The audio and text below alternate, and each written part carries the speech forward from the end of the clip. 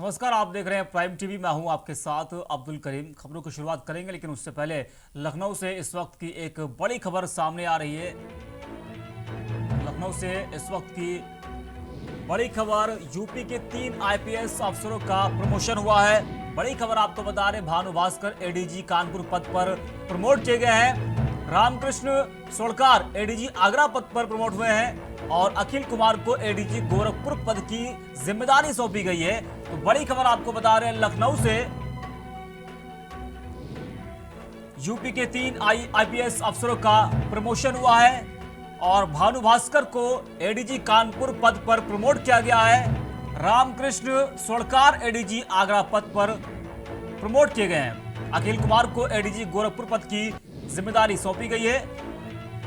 3 IPS अफसरों का promotion हुआ है। यूपी के 3 आईपीएस अफसरों का प्रमोशन हुआ है। बड़ी खबर आपको बता रहे, भानु भास्कर एडीजी कानपुर पद पर प्रमोट किए गए हैं। और यूपी से एक और बड़ी खबर सामने आ रही है। उत्तर प्रदेश में 7 आईएएस अफसरों के तबादले किए गए हैं। बड़ी खबर, प्रियंका निरंजन बनी डीएम जालौन, अनुज सिंह डीएम हापुड़ बनाए गए हैं। तो बड़ी खबर आपको हम बता रहे हैं, आरके अखौरी बने डीएम भदोही और संजीव रंजन को संभल का नया डीएम बनाया गया है।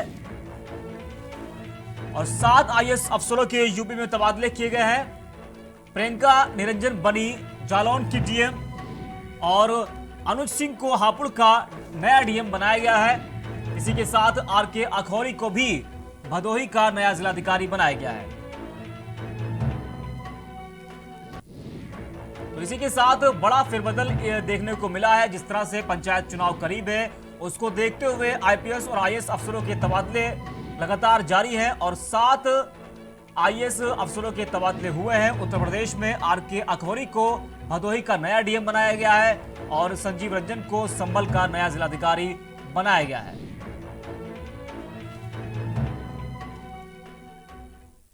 बढ़ते आगे, उत्तर प्रदेश में अब उन लोगों की खैर नहीं है जो किसी खास मकसद से दूसरे धर्म में शादी करते और फिर उस पर धर्म परिवर्तन कराने का दबाव बनाते हैं। जी हां, यूपी कैबिनेट ने बड़ा फैसला करते हुए जबरन धर्म परिवर्तन रोकने के लिए यूपी विधि विरुद्ध धर्म संपरिवर्तन प्रतिषेध विधेयक 2021 के मसौदे को मंजूरी दे दी है। देखिए हमारी ये खास रिपोर्ट।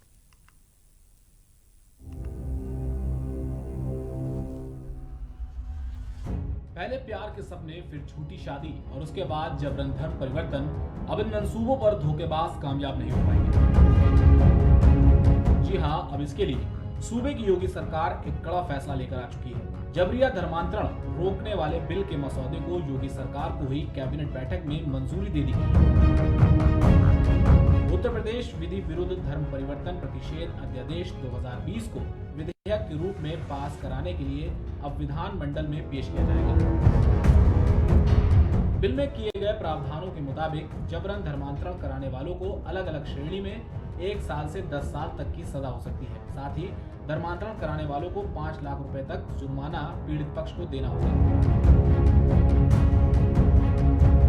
पिछले साल सरकार ने अध्यादेश के जरिए उत्तर प्रदेश विधि विरुद्ध धर्म परिवर्तन प्रतिषेध विधेयक को अध्यादेश लाकर लागू किया था। चूंकि कोरोना संकट की वजह से विधानमंडल सत्र स्थगित कर दिया गया है, इसलिए अध्यादेश को सदन की मंजूरी नहीं मिल पाई। किसी भी अध्यादेश को 6 माह में विधानमंडल की मंजूरी दिलाना जरूरी है, इसलिए इसे विधानसभा व विधान परिषद से विधेयक के रूप में पास कराया जाएगा। इसके बाद राज्यपाल की मंजूरी के बाद इसे लागू कर दिया जाएगा। डेस्क प्राइम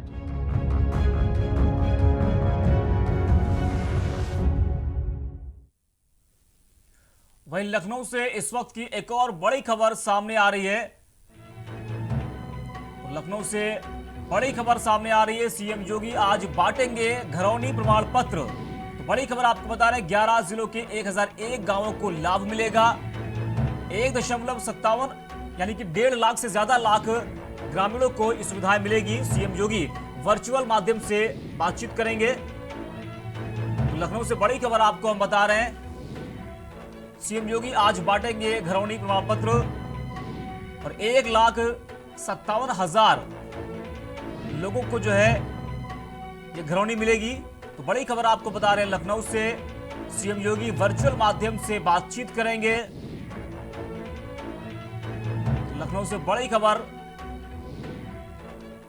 सीएम योगी आज बांटेंगे घरौनी प्रमाण पत्र। और मेरठ से भी इस वक्त की एक बड़ी खबर सामने आ रही है।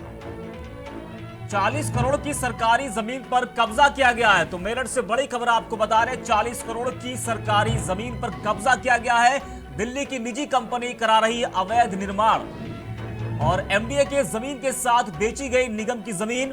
तो बड़ी खबर आपको बता रहे हैं मेरठ से, डीएम की जांच में सरकारी जमीन की पुष्टि हुई है। मेरठ से बड़ी खबर आपको हम बता रहे हैं, जहां पर मेरठ में 40 करोड़ की सरकारी जमीन पर कब्जा किया गया है और दिल्ली की निजी कंपनी करा रही है अवैध निर्माण। एमडीए के जमीन के साथ नगर निगम की जो जमीन है वो बेची गई है। डीएम की जांच में सरकारी जमीन की पुष्टि हुई है। औरैया में कच्ची शराब के खिलाफ डीएम के आदेश पर आबकारी विभाग द्वारा अभियान चलाया जा रहा है। आबकारी विभाग ने बड़ा एक्शन लिया है। औरैया के आदर्श नगर बस्ती में छापेमारी कर 850 किलो लहन नष्ट कर दिया गया है और साथ ही 2 लोगों को 35 लीटर कच्ची शराब के साथ गिरफ्तार भी किया गया है। औरैया में कच्ची शराब के खिलाफ डीएम के आदेश पर आबकारी विभाग द्वारा अभियान चलाया गया और आबकारी विभाग ने बड़ा एक्शन लिया है। औरैया के आदर्श नगर बस्ती में छापेमारी कर 850 किलो लहन नष्ट कर दिया गया है। साथ ही 2 लोगों को 35 लीटर कच्ची शराब के साथ गिरफ्तार भी किया गया है।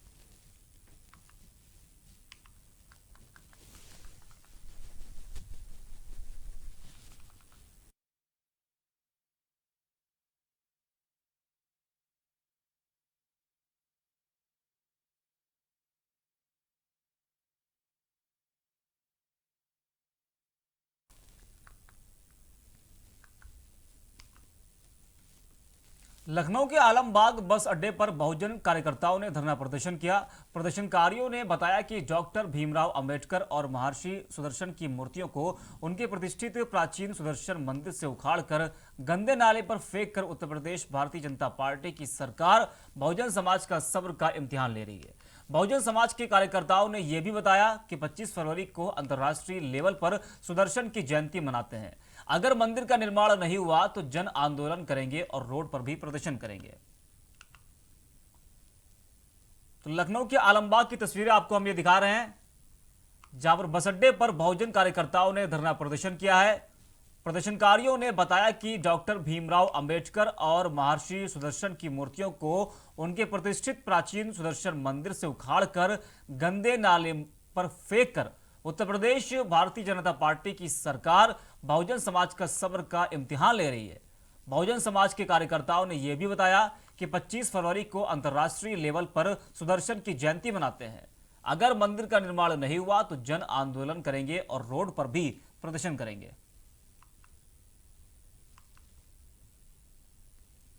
वहीं सीतापुर के शाहजहांपुर में तेज रफ्तार ट्रक ने बाइक को जोरदार टक्कर मार दी। हादसे में बाइक सवार की मौके पर ही मौत हो गई। वहीं मौके पर पहुंची पुलिस ने शव को पोस्टमार्टम के लिए भेज दिया है। पूरे मामले की जांच में पुलिस जुट गई है। तो सीतापुर के शाहजहांपुर में तेज रफ्तार ट्रक ने बाइक को जोरदार टक्कर मार दी। हादसे में बाइक सवार की मौत हो गई है और मौके पर पहुंची पुलिस ने शव को पोस्टमार्टम के लिए भेज दिया है और पूरे मामले की जांच पड़ताल में जुट गई है।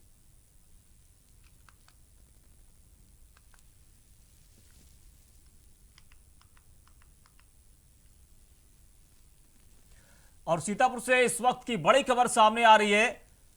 आपको बता दें कि सीतापुर से बड़ी खबर, अवैध खनन का कारोबार जोरों पर चल रहा है। सीतापुर में तहसील प्रशासन की सह पर चल रहा है खनन। तो बड़ी खबर आपको बता रहे, एसडीएम की सरपरस्ती में खनन का कारोबार चल रहा है और अधिकारियों को मिलता है नेताओं का संरक्षण। तो बड़ी खबर आपको बता रहे, दिन दहाड़े चल रही है मिट्टी की ट्रैक्टर ट्रालियां। तो सीतापुर से बड़ी खबर आपको बता रहे हैं, जहां पर अवैध खनन का जो कारोबार है वो लगातार चल रहा है और खनन का कारोबार करने वालों पर जो है नेताओं का, अधिकारियों का संरक्षण प्राप्त है। उनको नेताओं का साथ मिल रहा है, तभी वो जो है इतना बड़ा खनन कर रहे हैं। एसडीएम की सरपरस्ती में भी ये काम चल रहा है और अधिकारियों को नेताओं का संरक्षण मिला है। दिन दहाड़े चल रही है मिट्टी की ट्रैक्टर ट्रालियां। सीतापुर से बड़ी खबर आपको बता रहे हैं।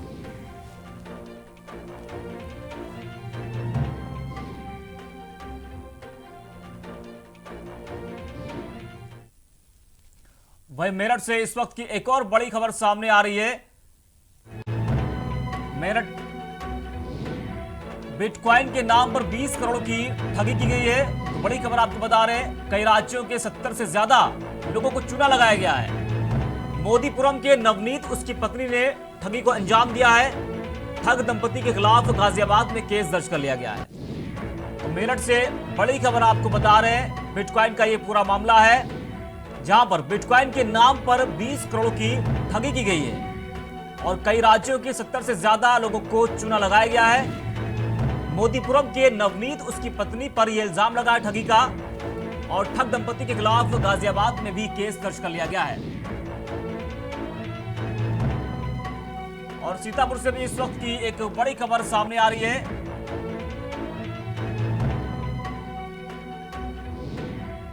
डीएम के निर्देश पर बड़ी कार्रवाई की गई है। सीतापुर से बड़ी खबर, 3 करोड़ 66 लाख की चीनी जब्त की गई है और बिना लाइसेंस के गोदाम में लगी थी चीनी की बोरियां। सीतापुर से बड़ी खबर आपको हम बता रहे हैं, जहां पर डीएम के निर्देश पर बड़ी कार्रवाई की गई है और 3 करोड़ 66 लाख की चीनी जब्त की गई है। बिना लाइसेंस के गोदाम में चीनी की बोरियां लगी थी। डीएम के आदेश पर यह कार्रवाई की गई है।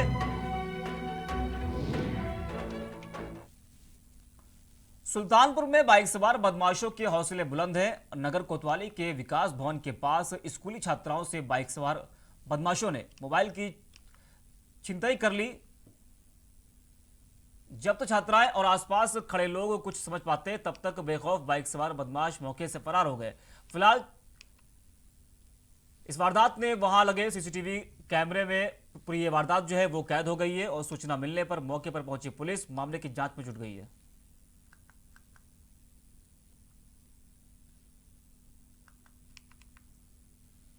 तो सुल्तानपुर में बाइक सवार बदमाशों के हौसले लगातार बुलंद है। नगर कोतवाली के विकास भवन के पास स्कूली छात्राओं से बाइक सवार बदमाशों ने उनका मोबाइल छीन लिया और जब तक छात्राएं और आसपास खड़े लोग कुछ समझ पाते, तब तक बेखौफ बाइक सवार बदमाश मौके से फरार हो गए।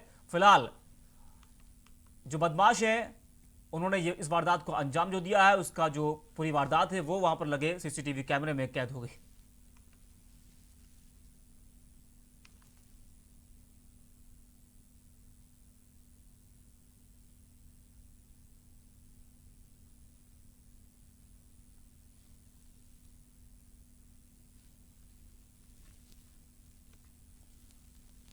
वहीं त्रिस्तरीय पंचायत चुनाव के लिए आरक्षण प्रक्रिया आज से शुरू हो गई है। इसकी अधिसूचना जारी कर दी गई है। इसके तहत जिला पंचायत अध्यक्षों का आरक्षण शासन स्तर से तय किया जाएगा, जबकि ब्लॉक प्रमुखों की संख्या शासन स्तर से और आरक्षण जिले स्तर पर तय किए जाएंगे। इसके अलावा ग्राम प्रधानों का आरक्षण जिले स्तर पर होगा और संख्या भी ब्लॉकों को मानक मानकर जिले में तय की जाएगी। आरक्षण की व्यवस्था अब तक अनारक्षित रही सीटों को ध्यान में रखते हुए की जाएगी, लेकिन जो सीट पिछले 5 चुनावों में अनुसूचित जाति के लिए आरक्षित नहीं हुई है, उसे अब एससी के लिए आरक्षित किया जाएगा। यही व्यवस्था ओबीसी की सीटों को लेकर अपनाई जाएगी।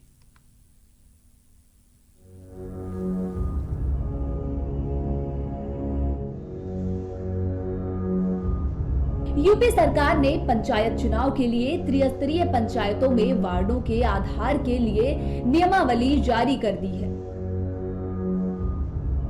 नियमावली के अनुसार पंचायतों में आरक्षण चक्रानुक्रम रीति से ही होगा, लेकिन जहां तक हो सके सामान्य निर्वाचन 1995, 2000, 2010 और साल 2015 में अनुसूचित जनजातियों को आवंटित जिला पंचायतें अनुसूचित जनजातियों को आवंटित नहीं की जाएंगी।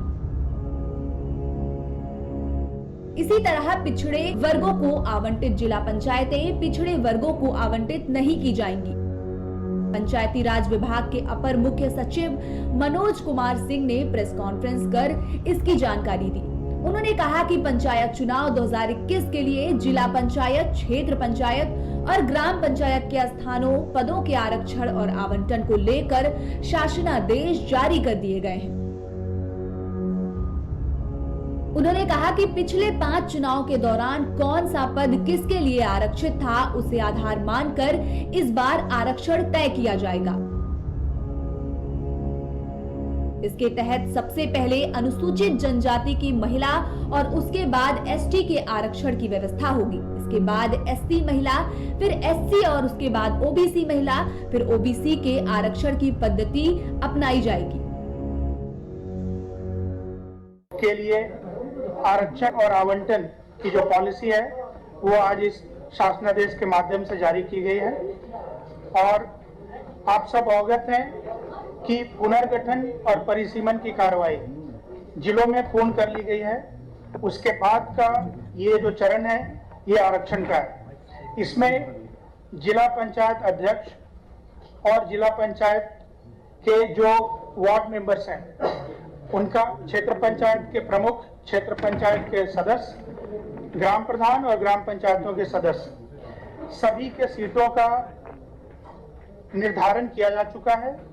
उनकी संख्या तय हो चुकी है। इस शासनादेश में उनके आरक्षण और आवंटन की व्यवस्था है। आप जानते हैं कि जिला पंचायत के अध्यक्ष 75 हैं, क्योंकि 75 जिले हैं यहाँ पे, और विकास खंड यानी प्रमुखों की संख्या 826 होगी, क्योंकि अभी वर्तमान में 826 ब्लॉक हैं, और ग्राम पंचायतों की संख्या आप अवगत हैं कि लगभग 700 पंचायतें नगरीय निकाय में गई हैं और करीब 150 के आसपास नई पंचायतें जहां पुनर्गठन गोंडा जैसे जिलों में हुआ है वहां बढ़ी हैं। तो कुल मिलाकर जो अभी स्थिति है वो 58,194 58,194 ये ग्राम पंचायतों की संख्या है। अपर मुख्य सचिव ने कहा कि प्रदेश में 75 जिलों में जिला पंचायत अध्यक्ष के पद हैं। प्रदेश के कुल 826 ब्लॉक के लिए इतने ही ब्लॉक प्रमुख होंगे। उन्होंने कहा कि 700 पंचायतें नगरीय निकाय में गई हैं। इसके अलावा प्रदेश में 58,184 ग्राम पंचायतें हैं। कुल जिला पंचायतों में 3051 वार्ड बने हैं। क्षेत्र पंचायत में 826 ब्लॉकों में 75,855 वार्ड बने हैं। जिला पंचायत अध्यक्षों और ब्लॉक प्रमुखों के पदों का आरक्षण जारी किया जाएगा। अनारक्षित ब्लॉक प्रमुखों के 5 पद आरक्षित होंगे। आरक्षित ब्लॉक प्रमुख की सीटें 4 जिलों में हुई। जिले स्तर पर ग्राम पंचायतों का आरक्षण जारी किया जाएगा। इस प्रकार से 2015 में जो आरक्षण की स्थिति थी कमोबेश वैसी ही आरक्षण व्यवस्था इस बार रहेगी। अपर मुख्य सचिव ने कहा कि पूरे प्रदेश में 2 जिला पंचायतें ऐसी थी जो आज तक अनुसूचित जाति के लिए आरक्षित नहीं हुई और 7 जिला पंचायतें ऐसी थी जो कभी भी महिला के लिए आरक्षित नहीं हुई। आरक्षण पद्धति पर 2 मार्च से 8 मार्च तक आपत्तियां मांगी जाएंगी। जिन्हें भी आपत्ति होगी उन्हें इसे लिखित रूप में दर्ज कराना होगा। बता दें कि इस नियमावली के आधार पर ही अगले 1 माह में ग्राम पंचायत, क्षेत्र पंचायत और जिला पंचायत के वार्डों का आरक्षण निर्धारण होगा। दरअसल इलाहाबाद हाईकोर्ट ने राज्य सरकार को 17 मार्च तक आरक्षण प्रक्रिया पूरी करके 30 अप्रैल तक महापंचायतों के चुनाव कराने के आदेश दिए हैं। उत्तर प्रदेश की सभी ग्राम पंचायतों, नगर पंचायतों और क्षेत्र पंचायतों में आरक्षण का रोटेशन भी जारी रहेगा। आरक्षण और आवंटन संबंधी 11वां संशोधन लाकर योगी कैबिनेट ने अखिलेश सरकार द्वारा 2015 में लाया गया 10वां संशोधन समाप्त कर दिया है। अखिलेश सरकार ने 10वें संशोधन के तहत व्यवस्था की थी कि जहां पंचायतों का पुनर्गठन किया जाएगा वहां आरक्षण के रोटेशन को शून्य मानते हुए नए सिरे से आरक्षण निर्धारित किया जाएगा। पिछली व्यवस्था के मुताबिक यहां पहले से चल रही आरक्षण व्यवस्था को शून्य घोषित करके नए सिरे से आरक्षण तय किया जाना था, लेकिन सरकार ने फैसला लिया है कि पिछली बार इन जिलों में जो भी ग्राम पंचायतें, क्षेत्र पंचायतों और जिला पंचायतों का आरक्षण था वह अपने तयशुदा रोटेशन के मुताबिक ही बदलेगा। रोटेशन की प्रक्रिया को बाधित नहीं किया जाएगा। यह नीति तय होने के बाद आरक्षण पंचायतों का आरक्षण तय करने की प्रक्रिया जल्द शुरू कर दी जाएगी। हाईकोर्ट के आदेश के मुताबिक 17 मार्च तक आरक्षण तय किया जाना है। लिहाजा उम्मीद जताई जा रही है कि जिले जल्द ही आरक्षण तय करके इन पर आपत्तियां मांगेंगे और इन्हें निस्तारित करने के बाद प्रस्ताव शासन को भेजेंगे।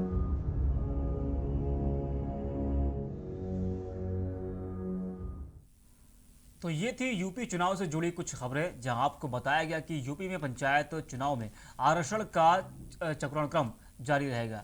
ऐसा ही चुनाव पंचायत से जुड़ी तमाम जानकारी के लिए बने रहिए हमारे साथ और देखते रहिए प्राइम टीवी।